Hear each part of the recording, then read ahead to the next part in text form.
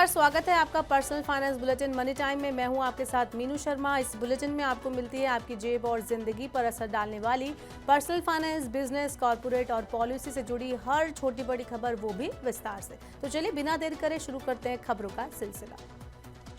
आज की पहली खबर है जीएसटी से जुड़ी हुई। घरेलू लेन देन बढ़ने से फरवरी में जीएसटी का संग्रह 12.5% बढ़कर 1.68 लाख करोड़ रुपए से ज्यादा रहा। इसके साथ ही चालू वित्त वर्ष के पहले 11 महीने में कुल जीएसटी संग्रह 18.40 लाख करोड़ रुपए पर पहुंच गया। ये पिछले वित्त वर्ष की समान अवधि की तुलना में 11.7% ज्यादा है। चालू वित्त वर्ष में औसत मासिक सकल संग्रह 1.67 लाख करोड़ रुपए रहा, जो पिछले वित्त वर्ष के 1.5 लाख करोड़ रुपए से ज्यादा है।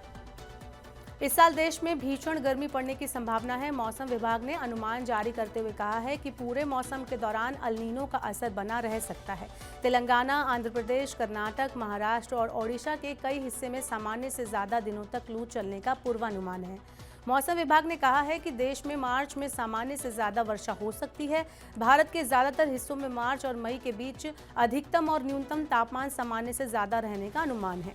मॉनसून से पहले ला नीना स्थिति में बनने से अच्छी वर्षा होने की उम्मीद मौसम विभाग ने जताई है। भारत में इस साल चावल उत्पादन 8 साल में पहली बार कम होगा। ऐसा बारिश कम होने के कारण होगा। सरकार ने गैर बासमती सफेद चावल के निर्यात पर प्रतिबंध लगा रखा है। इस वजह से वैश्विक बाजार में चावल की कीमतें बढ़ गई हैं। कृषि मंत्रालय के मुताबिक चावल का उत्पादन इस बार घटकर 12.38 करोड़ टन रहने की उम्मीद है। चावल के कम उत्पादन से इस बात की आशंका बढ़ गई है कि सरकार चावल के निर्यात से प्रतिबंध जल्द नहीं हटाएगी। अन्य प्रमुख चावल निर्यातक देशों में कम भंडार को देखते हुए वैश्विक खाद्य कीमतों में और वृद्धि होने का अनुमान जताया जा रहा है। देश के प्रमुख शेयर बाजार बीएसई और एनएसई शनिवार 2 मार्च को इक्विटी और इक्विटी डेरिवेटिव सेगमेंट में विशेष कारोबारी सत्र का आयोजन करेंगे। इस विशेष सत्र का आयोजन किसी बड़ी रुकावट या नाकामी से निपटने की तैयारियों को परखने के लिए किया जा रहा है। विशेष कारोबारी सत्र के दौरान लेन देन को प्राइमरी साइट से डिजास्टर रिकवरी साइट पर स्थानांतरित करके कार्य प्रणाली को जांचा जाएगा। आमतौर पर प्राइमरी साइट पर किसी बड़े व्यवधान या विफलता की स्थिति में कारोबार जारी रखने के लिए डीआर साइट पर स्थानांतरित कर दिया जाता है। पहला सत्र प्राइमरी साइट पर सुबह 9:15 बजे से 10 बजे तक चलेगा। दूसरा सत्र डिजास्टर साइट पर सुबह 11:30 से दोपहर 12:30 तक चलेगा।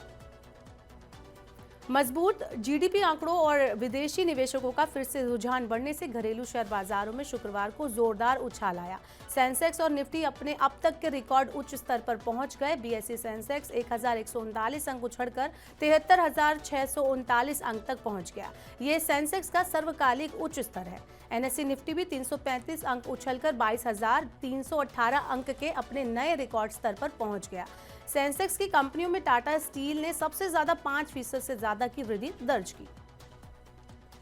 किसानों के बाद अब रेलवे यूनियन हड़ताल पर जा सकती है। पुरानी पेंशन योजना को लागू करने की मांग को लेकर रेलवे यूनियनों ने 1 मई से देशव्यापी हड़ताल की चेतावनी दी है। रेलवे कर्मचारियों की विभिन्न यूनियनों ने मांग न माने जाने पर 1 मई से ट्रेन सेवाओं को बंद करने की चेतावनी दी है। रेलवे कर्मचारी न्यू पेंशन सिस्टम की जगह ओल्ड पेंशन स्कीम को लागू करने की मांग कर रहे हैं। अभी भी 8,470 करोड़ रुपए के नोट लोगों के पास मौजूद हैं। आरबीआई के मुताबिक 2,000 रुपए मूल्य के करीब 97% नोट बैंकों में वापस आ चुके हैं। आरबीआई ने 19 मई 2023 को 2,000 रुपए के बैंक नोटों को चलन से हटाने की घोषणा की थी। 19 मई 2023 को 2,000 रुपए मूल्य के कुल 3.56 लाख करोड़ रुपए के नोट चलन में मौजूद थे। 29 फरवरी 2024 को चलन में मौजूद नोटों की संख्या घटकर 8,470 करोड़ रुपए रह गई। आरबीआई ने साफ किया कि 2,000 रुपए के नोट वैध मुद्रा बने रहेंगे। देश में कोयले के लिए लॉजिस्टिक बुनियादी ढांचा विकसित करने के लिए सरकार ने कोयला लॉजिस्टिक योजना और नीति की शुरुआत की है। बिजली उत्पादन में कोयले की मांग बढ़ने से कोयला खनन के विस्तार और उसकी निकासी के बुनियादी ढांचे को बढ़ाने की जरूरत है। इसका मकसद लागत कुशल, टिकाऊ और मजबूत लॉजिस्टिक ढांचा तैयार करना है। कोयला निकासी के लिए तकनीकी रूप से उन्नत, एकीकृत, किफायती, प्रभावी, लचीली, टिकाऊ और भरोसेमंद लॉजिस्टिक इकोसिस्टम तैयार करने के लिए एकीकृत कोयला लॉजिस्टिक योजना और नीति तैयार की गई है। एनएचएआई ने फास्टैग केवाईसी को अपडेट करने की डेडलाइन 31 मार्च तक बढ़ा दी है। पहले इस काम के लिए अंतिम तारीख 29 फरवरी थी, जिसे बढ़ाकर 31 मार्च कर दिया गया है। फास्टैग यूजर्स को अब केवाईसी अपडेट करने के लिए 1 महीने का और समय मिलेगा। एनएचएआई एक वाहन एक फास्टैग पहल के तहत अब एक गाड़ी के लिए केवल एक फास्टैग मान्य होगा। पेटीएम फास्टैग यूजर्स की संभावित दिक्कतों को ध्यान में रखते हुए एनएचएआई ने डेडलाइन आगे बढ़ाने का फैसला किया है। बैंकों में 5 डे वर्किंग की शुरुआत जल्द हो सकती है। वित्त मंत्रालय की मंजूरी के बाद बैंक कर्मचारियों को हफ्ते में 5 दिन वर्किंग की सुविधा चुनाव से पहले मिल सकती है। जून महीने में बैंक कर्मचारियों के वेतन में भी बढ़ोतरी हो सकती है। इंडियन बैंक एसोसिएशन और कर्मचारी यूनियनों के बीच वेतन वृद्धि को लेकर पहले से ही सहमति बन चुकी है। अब बस वित्त मंत्रालय से मंजूरी का इंतजार है। माना जा रहा है कि सरकार लोकसभा चुनाव से पहले बैंक कर्मचारियों को लुभाने के लिए उन्हें बड़ी सौगात दे सकती है। वेतन बढ़ने से प्राइवेट बैंकों के 3.8 लाख और पब्लिक सेक्टर के लगभग 9 लाख कर्मचारियों को फायदा होगा।